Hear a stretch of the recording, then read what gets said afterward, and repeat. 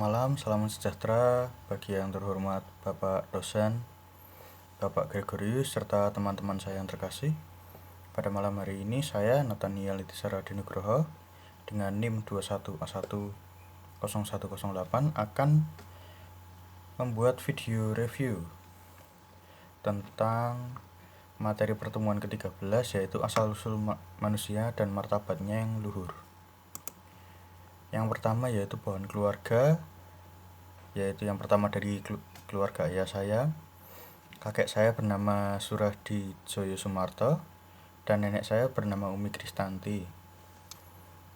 Dan kakek dan nenek saya mempunyai 3 anak, yaitu yang pertama Pak D saya, Pak D Tommy. Kemudian yang kedua ayah saya, yaitu Kristanto, dan yang ketiga yaitu om saya, Om Alek. Pak D saya memiliki 2 anak, kemudian ayah saya memiliki 2 anak, yaitu saya dan adik saya. Dan om saya juga memiliki kedua anak, sehingga saya memiliki 4 saudara dari keluarga ayah saya. Kemudian dari keluarga ibu saya, kakek saya bernama Jarot Wijokangko dan nenek saya bernama Sutisyami. Dan kakek nenek saya memiliki 3 anak, yaitu om saya, Om Uki, yang kedua Om Tatang, dan yang ketiga yaitu adalah ibu saya, Yulias. Om Uki memiliki 2 anak, Om Tatang memiliki 3 anak, dan ibu saya memiliki 2 anak, yaitu saya dan adik saya. Sehingga pada keluarga ibu saya memiliki 5 saudara. Kemudian pertama-tama saya akan menjawab tentang pertanyaan yang pertama, yaitu mencari bahan referensi pustaka mengenai makna martabat manusia sesuai agama dan keyakinan masing-masing. Dalam Alkitab, yaitu pada kitab Kejadian 1 ayat 26-27, tertulis bahwa manusia merupakan ciptaan Allah yang sempurna, yang diciptakan segambar dan serupa dengan Allah, dan yang membuat manusia tercipta sempurna yaitu adalah karena manusia memiliki akal budi.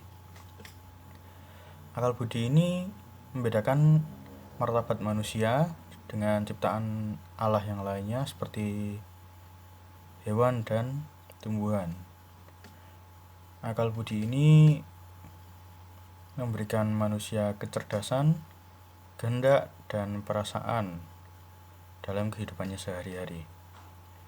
Sedangkan apabila dilihat dari catatan sejarah, manusia berasal dari manusia purba, seperti contohnya yang ada di Indonesia, yaitu yang berjenis Meganthropus, kemudian Pithecanthropus, hingga sampai yang berjenis Homo, yaitu Homo sapiens atau manusia modern seperti kita.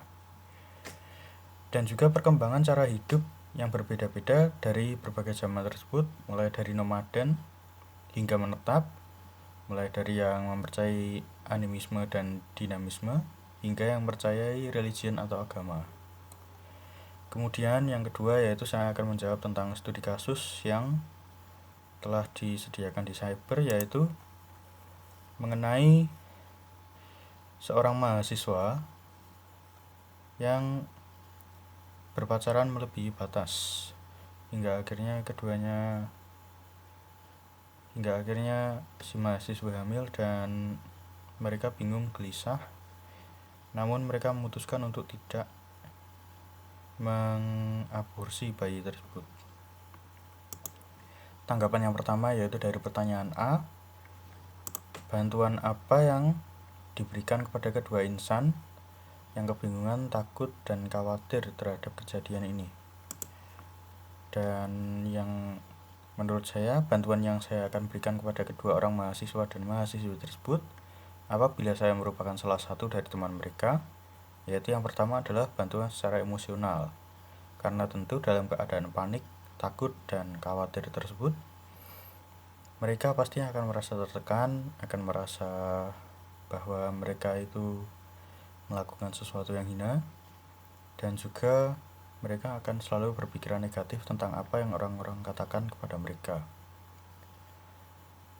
Dan yang kedua yaitu bantuan melalui doa, supaya mereka dikuatkan, supaya mereka dapat melalui itu bersama, sehingga mereka dapat bertanggung jawab atas anak yang sudah diberikan tersebut.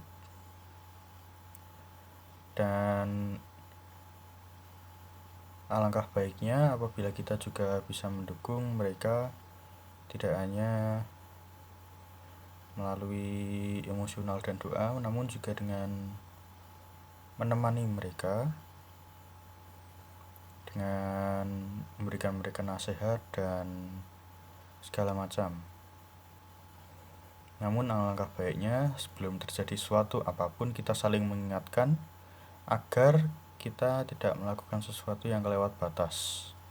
Namun dalam kasus ini karena kejadiannya sudah terjadi, maka lebih baik kita mendukung mereka, menyemangati mereka supaya mereka tidak merasa tertekan. Karena apabila dalam kondisi seperti itu kita mengingatkan mereka, maka akan terkesan kita menyalahkan perbuatan mereka dan memojokkan mereka, sehingga mereka akan merasa bahwa tidak ada yang mendukung mereka dan ya mereka akan merasa lebih tertekan lagi. Kemudian yang kedua yaitu poin B, tanggapan saya terkait dengan martabat manusia dalam kasus ini yaitu adalah bahwa mereka kurang menggunakan akal budi pada saat mereka memutuskan untuk melakukan hal tersebut.